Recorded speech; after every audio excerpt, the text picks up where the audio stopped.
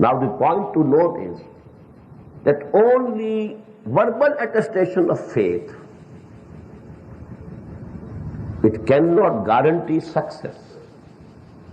Otherwise, all this kalam becomes futile. When you say, do this, do this, do this, do this, so that you attain to success, what does it mean? There can be no success without fulfilling these conditions. If you are hoping success without fulfilling these conditions, tilka amaniyuhum, it's your wishful thinking, nothing else. No guarantee from Allah. Just remember and recall, I quoted Imam Razi when we were discussing Surah Al-Asr.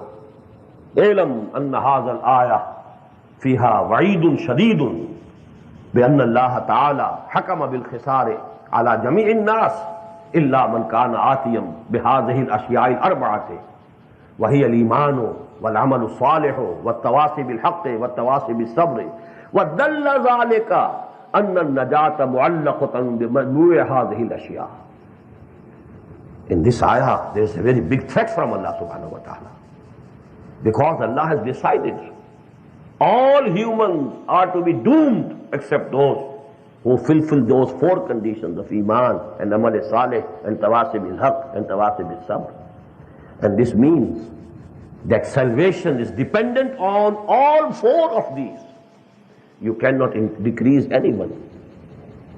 In the same case here we must note, if there can be salvation, if there can be success without irka'u wasjudu wa'budu rabbakum waf'alul khair, then either you think that it is poetry, simple poetry, exaggeration, nothing else.